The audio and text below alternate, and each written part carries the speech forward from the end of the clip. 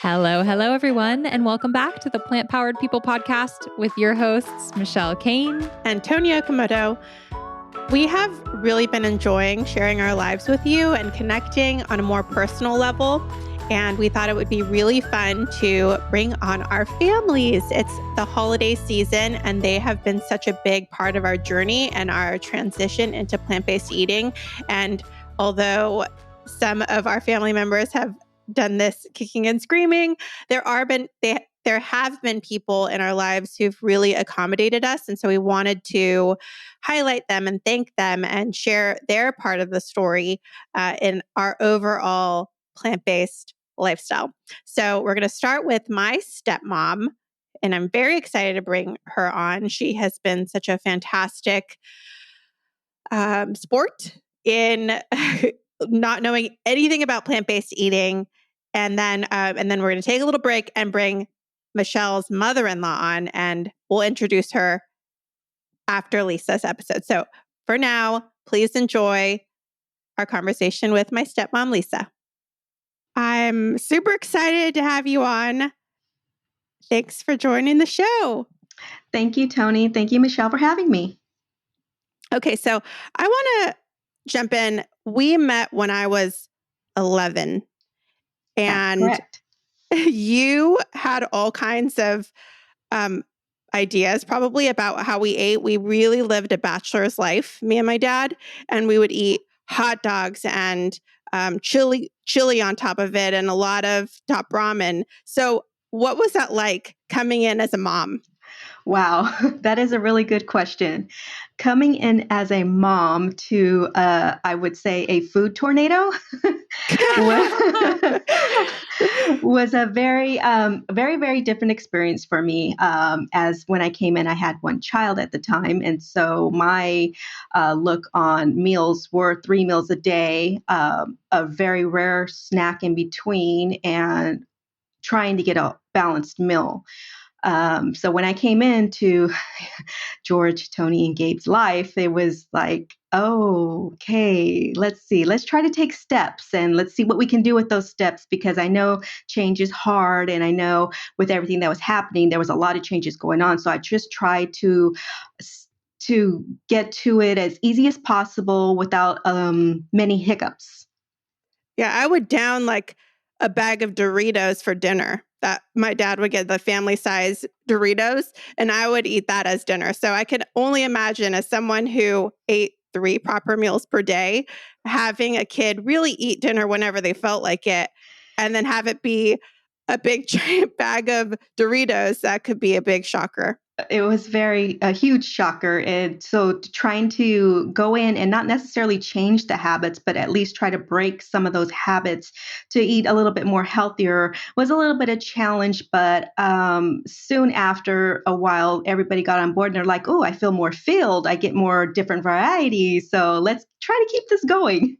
Mm-hmm. And your whole family is into food. I remember you and your brother cooking up really good meals with things I had never even tried. And I think that was such a good intro for me into good food. Yes, absolutely. As a huge Hispanic family, we always try to have different types of things outside of having Mexican food. So we were always kind of like, you want to say, experimenting with different types of foods. And it's always good to be a guinea pig on trying those types of things. So I tried to expand everybody's horizons when it came to different foods. Yeah. And I only kept you on your toes forever after that. So I got to eating what you wanted me to eat, but then sometime down the line, I was like, oh, I'm a vegetarian. And I know that was a big difference for the family. What was that like for you? It was a huge difference, but I would say it was not too high of a hurdle to do. it was just a matter of being respectful to everybody's needs at the table. You have the meat eaters and then the vegetables and then some that don't eat too much at all. So I was just trying to make sure that there was enough variety for everybody to at least get full from dinner, lunch, breakfast, whatever it may be.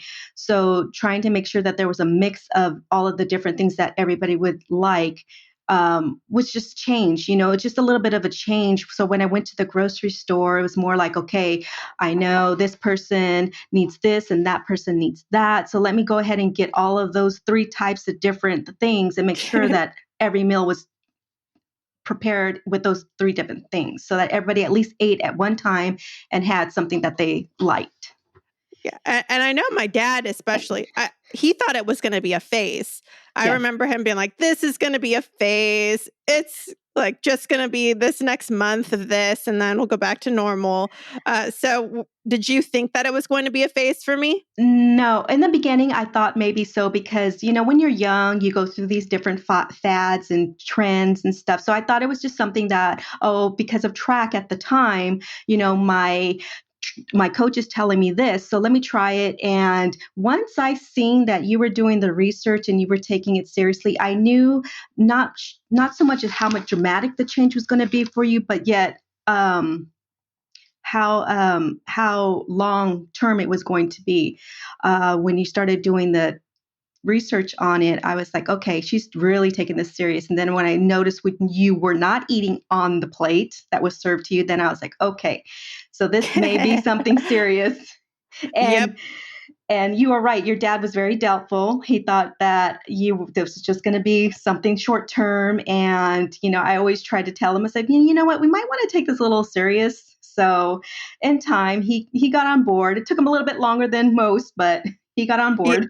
Yeah, I remember talking to my dad. I had been vegan for probably about 5 years, and he came to visit the farm I was working on and got to see me in action doing what I loved with farmed animals. And I think that was really when it clicked for him that this is not a fad, this is not a trend, this is not a passing phase. It's something that's really important. And I think that was a really, really big shift from my dad.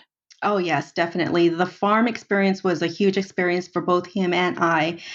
Just seeing the love and the true. I'm sorry, but I don't remember the cow's name.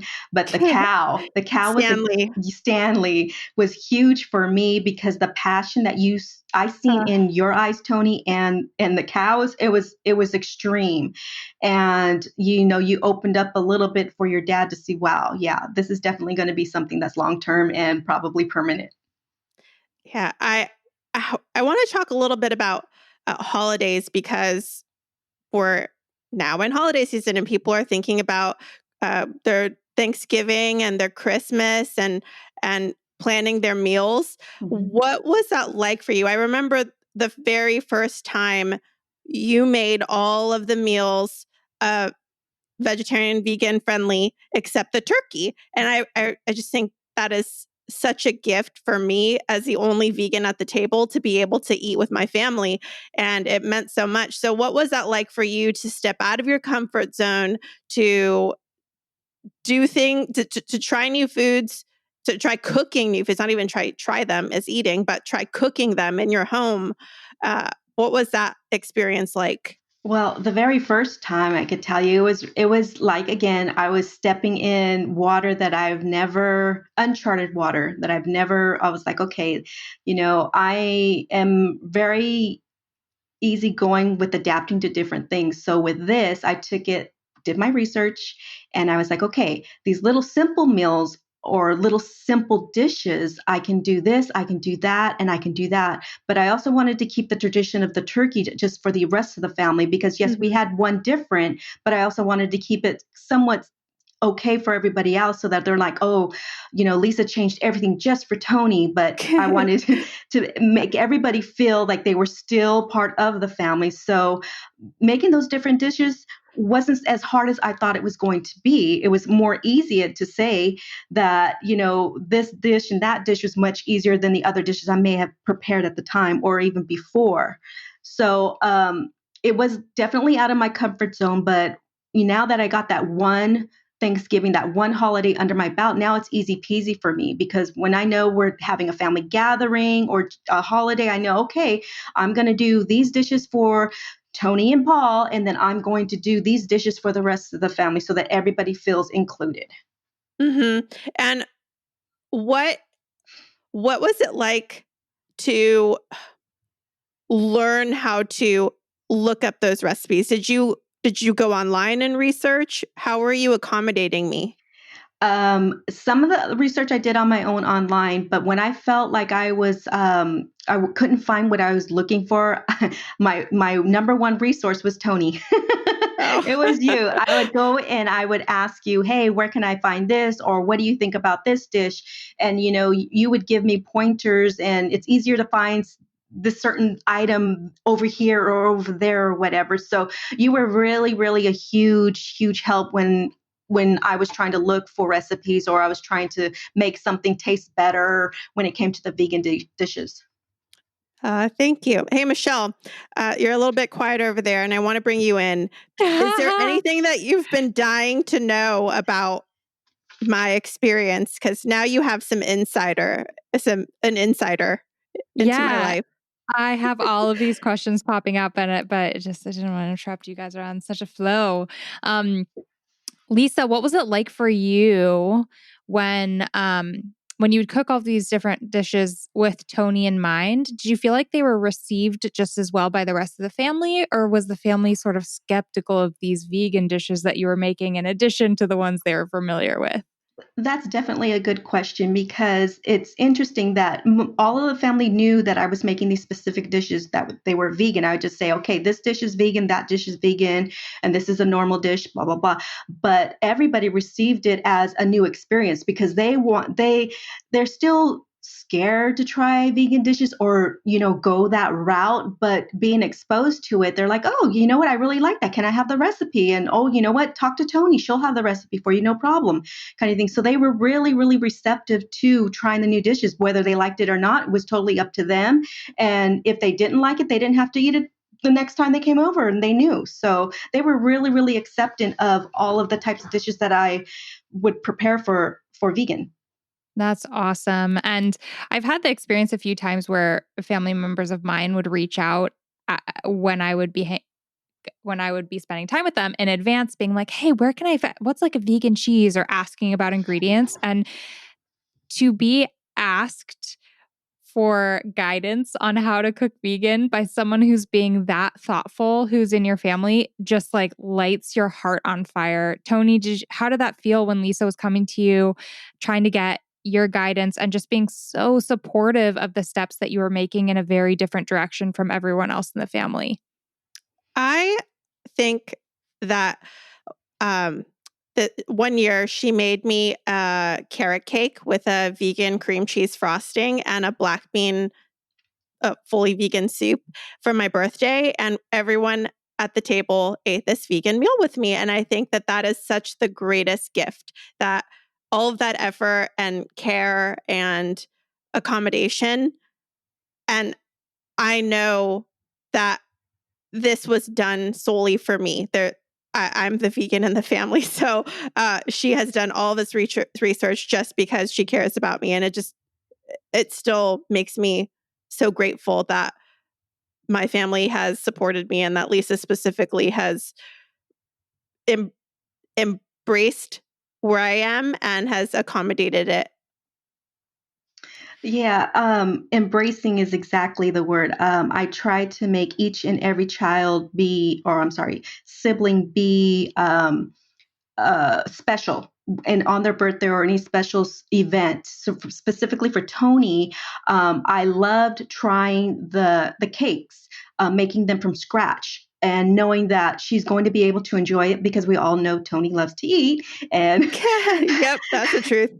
Being able to celebrate her birthday and eat the cake and everybody enjoy it, not just Toni or the whole entire family, it was heartwarming for me to see her in her eyes, see the appreciation, and everybody else enjoyed at the same time. So that just lights my heart up just in general. I talked a lot about this on our podcast, that in our culture, food is such a big expression of love and affection and a way to spend time with family. So those things are especially meaningful to me. Yeah, the interesting thing is when you decide to go vegan or plant-based or even just eat in any way differently from the norm, you have to let go of it's just kind of like to be a happy person, you need to have zero expectations of the people around you.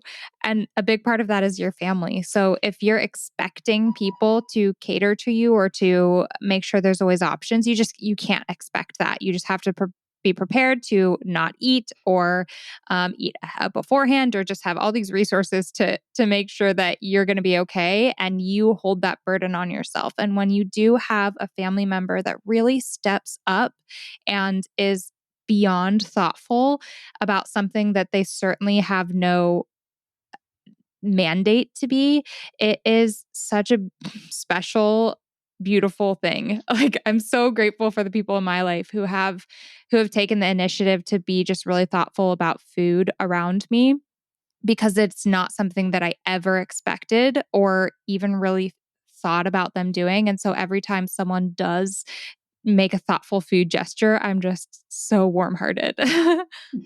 So for anyone who's listening, there are people who are listening to this podcast and they're doing some research of their own because their kid has just become plant-based, and it being the holiday season, can you give any advice to those people who are just stepping into it? They may feel a little bit out of their comfort and wanting to accommodate their family members who are vegetarian or vegan. Yes. So start slow. Do your research, and small recipes are always the winning recipes. Like when I started doing simple things for our family gatherings for Tony, it was like simple things like making sure that there was fresh fruit or fresh vegetables and a rice or starch dish. Small. Once you start incorporating small, the bigger things become very, very easy. That's good. That's really good. And also, something that I like to do is I like to share food too. So I recommend to anyone, also encourage your kids to help be part of the meal. I love bringing food for my family to share, and Lisa has tried our recipes. She actually recipe tested for all my books, including the Friendly Vegan Cookbook that Michelle wrote. That's absolutely true. And I can tell you one of my best dishes that I tried was the lentil tacos. Oh, nice. Yes, that was one of my best dishes that I tested and prepared, and I always fall back on that when I just want to do something quick and simple and not have to worry about anything. Just throw it in a crock pot and it's done, basically. And you have made the chilaquiles too, and my sister too, Elena. Yes. She's made the vegan chilaquiles. Yes, yes. And my number one switch that I have done completely has moved from the regular chorizo to chorizo. That's my favorite. I love that. And I will use it in everything, basically. That makes me very happy. All right. Well, thank you so much for coming on and for sharing your experience. I know that a lot of people are going to find this episode helpful. I also would be so fascinated to go back and see how Toni would have turned out had you not been like that first really important, healthy influence in her life. So I just have to say thank you, Lisa, for being that for Toni. Thank you for having me. We would have like the Doritos website. Like, how many ways can you eat Doritos? Yeah, the accidental veganized chips. Yep. All right. Thank you so much. Bye.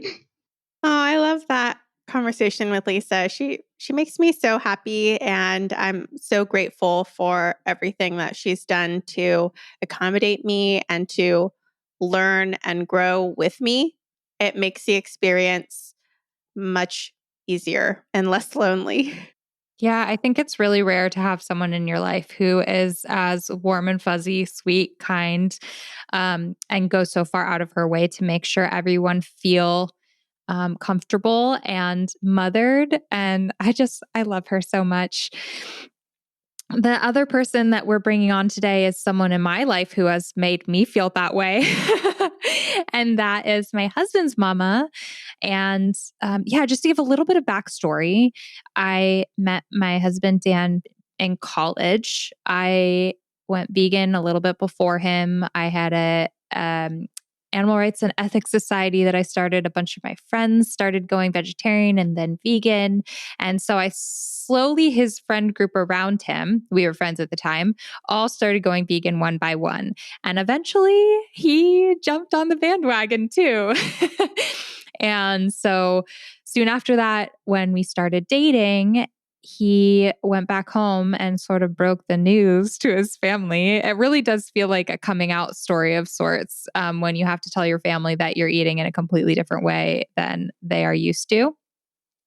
And so I'm excited to chat with Mama Miller about her experience learning that her son, her Ohio born and raised meat and potatoes loving son, went vegan. All right. We are so excited to welcome on my husband's mama, therefore my mama-in-law, Joyce Miller. Welcome. Hi, thanks. So we wanted to bring you on to talk a little bit about your experience as a mom to your son living in Ohio in the United States, coming home one day, pretty spontaneously saying, "Hey, Mom, I don't eat any of the food that you've been making me all of my life anymore. I'm vegan." Had you even heard of the word then? How did that go down? Can you tell us a little bit about that experience? Well, it was rather shocking. I knew of vegans.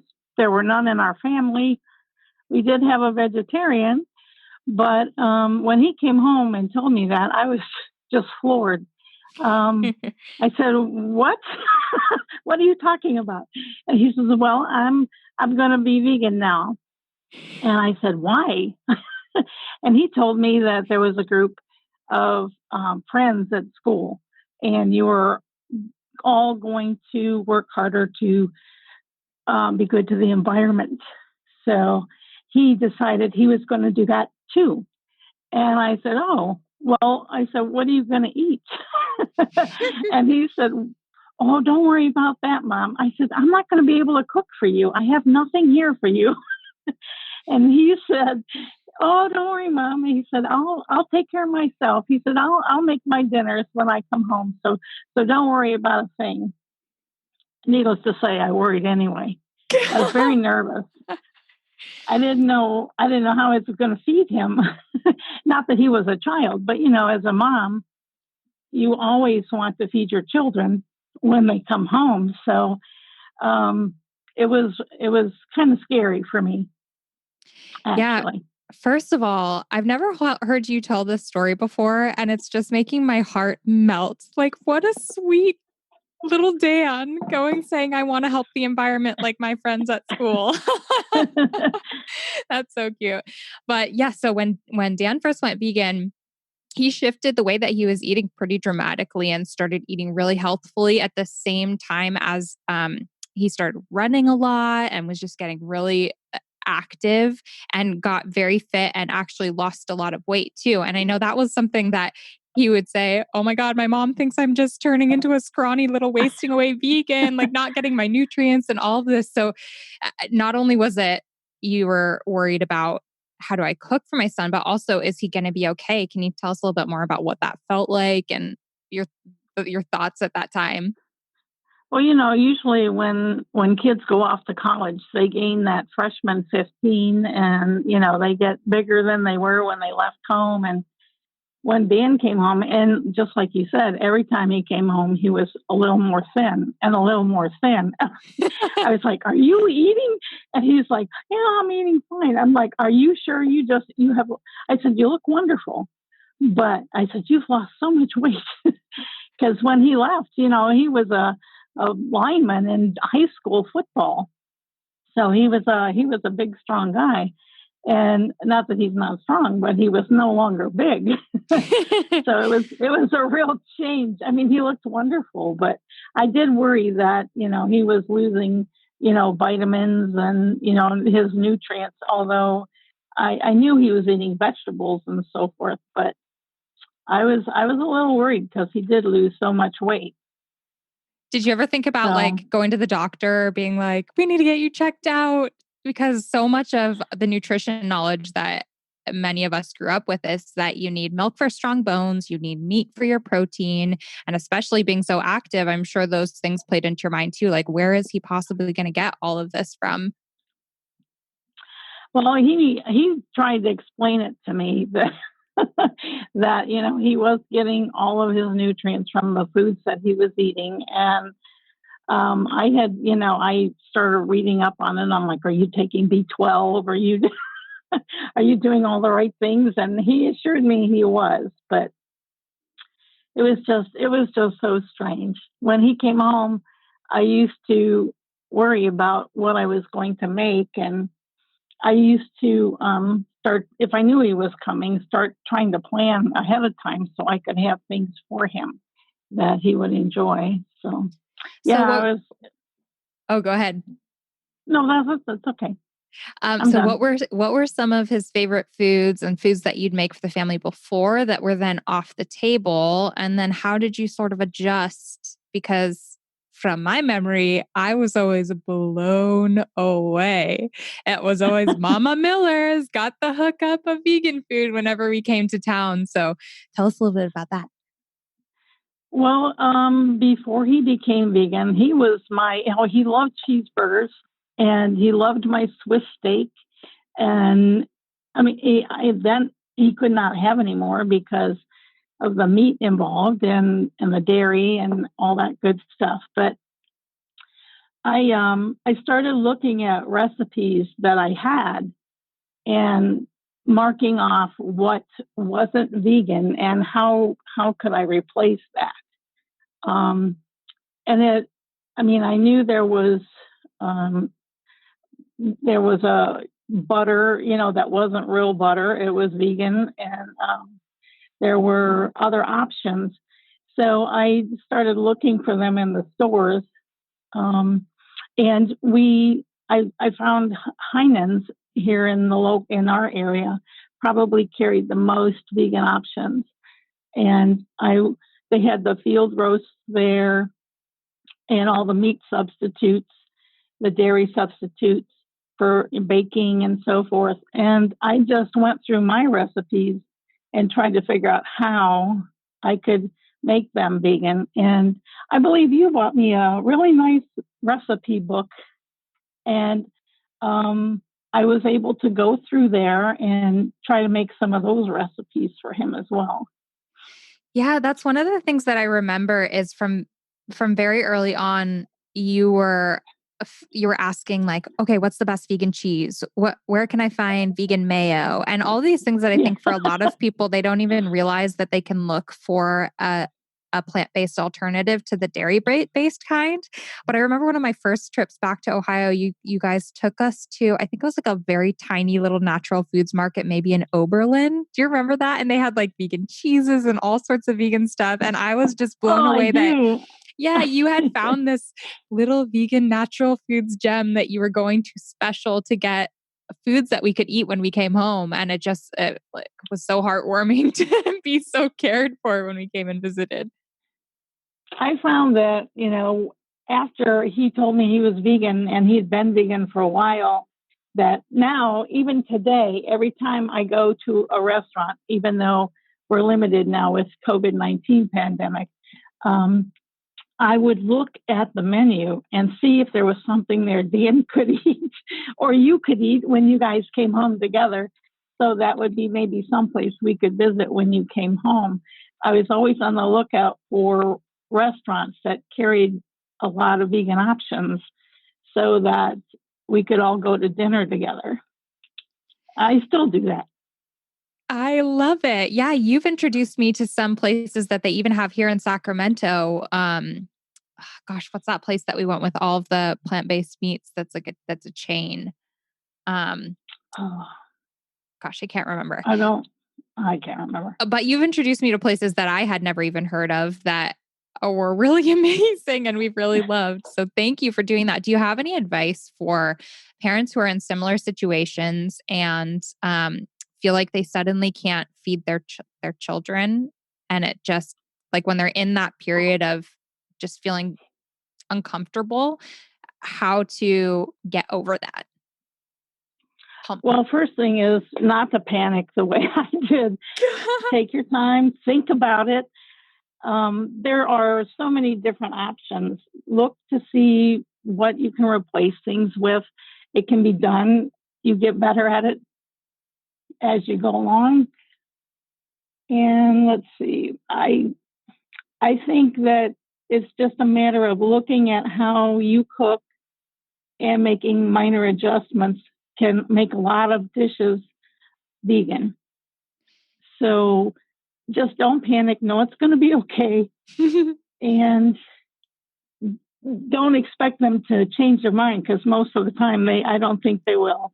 Did you think that at first when Dan came home? Like, this is probably a phase. He's also dating this girl now who's vegan. So like maybe this will pass. I did. I actually did. And I thought, well, we'll do this for a while and see what happens later. And but then he's stuck with it. Yep, he stuck with it. And now fast forward more than a decade, and now cousins are vegan, Holly and Heather, and slowly but surely you're having to cook for more and more people. But it's kind of nice because now you have, like, they know that your house is a haven for them because they're always going to have your Christmas cookies that you make vegan. And oh my gosh, I mean, can we just talk about the food for a quick moment? Like when we come home, because you live in Ohio, we live in California. And so the holidays are always sort of a sacred time where we're able to go back for the holidays and be with family. And you make all of this food that Dan has loved for since he was a little kid. And so you found replacements to be able to make your pumpkin rolls vegan, your fruit cake vegan, your cookies vegan, which actually that recipe written by or made by you is on World of Vegan now. If anyone wants to make Mama Miller's recipe for cookies, they're so good. But not even that, like spinach dip, onion dip, what else have you veganized and how did that go? Well, vegetable dip for fresh vegetables. If you want to, that's all our holiday snacks actually is dips and cookies and sweets and stuff. And I did the spinach dip, the vegetable dip, the chocolate chip cookies. We had oatmeal cranberry cookies, all the good stuff. And then for regular food, I had a recipe for spaghetti bake that I've made for you guys. We've had sweet potato casserole, and just I can't even remember what all else. It's been a while. So even Papa Miller got in the game with a slow cooker vegan recipe for us from Tony's cookbook. He did, yeah. And he loved that crock pot book or that slow cooker book. Oh, that makes me so happy. So yeah, we always try to we go to those recipes when we know you guys are coming, and hopefully we can make something good. And now that my two nieces are also vegan, they actually help making dishes that are vegan. They've been experimenting and making things on their own. So when they come here for picnics or holidays, they bring food with them. So everyone can share. Anybody who's vegan can share. So I have less stress because they're actually helping. So because they're partaking as well. So it's actually gotten a lot easier. Michelle, are you helping too? Sometimes. I know you guys are usually there for Christmas. I have a question for you, Joyce. What was everyone else thinking? I know you're Mama Bear, so you want to take care of your family and accommodate people, but what was your husband thinking and everyone else you shared your table with? We've talked to some other friends of ours who had a similar experience. And sometimes family members are like, what? No, thank you. Do not want to eat this hippie food. I'll go over here and eat my Thanksgiving turkey. So when you started accommodating Dan and Michelle, what did your other family members say? And how did you take care of everyone? Well, actually, I would have actually two versions of a lot of things. My other son, my older son, Andy, and my husband would most likely not eat the vegan options if given a choice. They usually tease Dan and Michelle, and well, especially Andy. And they, I would like, if I had a vegan option, I'd have a regular option too for those who wouldn't partake. But we've all found that the pastries and the desserts that are vegan most of them are better than regular versions. They taste better. They're awesome. So when it comes to pastries or sweets, we found that cupcakes and cakes and cookies and breakfast rolls and cinnamon rolls, all those vegan options of those are actually better than the regular options. So we're not snobs with all this stuff. But my family, my husband, my other son will always love meat, but they understand. And not only that, but Andy one year for Christmas whipped out the best Christmas present I've ever gotten from anyone probably, which was this really sweet note where he said he was going to start doing Healthy Boy Wednesdays and eating vegetarian on Wednesdays for like he committed to that for I think a year. And I was like, oh, that's amazing. And now it's like 10 years later and he still does Healthy Boy Wednesdays. So truly the best gift. Yes. That is wonderful. That is amazing. Yeah, he still does that. That's real. And he doesn't cheat because he's been here on Wednesdays. So looking now, now that you've had, I think it's been more than 13 years now since maybe more like 10 years since Dan came home and said he was going to be vegan. Do you feel comfortable with his health, that he's getting everything, that the food's not scary and weird? Like, do you have a routine down? Like, how is it looking back for anyone who's stepping into this brand new and that stage of nervousness? How can they expect to feel down the line? Oh, it'll be second nature after a little while. Once you get used to it, it's second nature. Dan looks good. His health seems well. He takes care of himself. If, anytime he's ill, he'll go to a doctor to find out if there's an issue. He's not like your typical males who shy away from doctors. So I believe that he's taking good care of himself. And I'm sure you're helping him, Michelle. But I think that it's going to become second nature. It'll get easier. You can I've even substituted things here at home when you guys aren't here. I no longer drink milk, dairy milk. I usually have almond milk at home. And the what brand of butter is that we use? That's vegan. Yes, Earth Balance. I have that in my refrigerator all the time. I have vegan coffee creamers because my nieces come over for coffee. And so I do stock some stuff here that I use myself now. So I don't know that I would ever be vegan, but I support that lifestyle. And you've even made some small changes, it seems, which are over time really big changes. So the amount of good you're doing with just switching over your milk and your butter is very impactful. Oh, thanks. I have to just say a huge thank you, because when you marry someone, you're also marrying their family and you never really know what you're going to step into. And especially as someone personally who is passionately vegan, who makes a lot of choices that are different from the norm, who ends up sort of throwing a wrench in the normal routine of a family.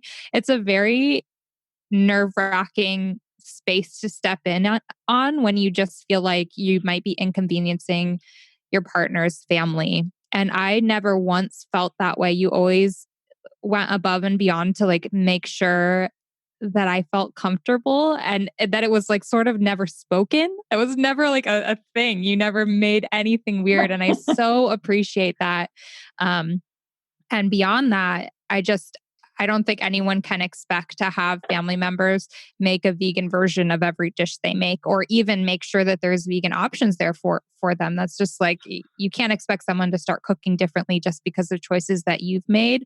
But that you did that and you went above and beyond with almost every single dish you made, and even found us like, I think, vegan ham that one year and vegan turkey and things to Yes. eat on Christmas morning. Like you really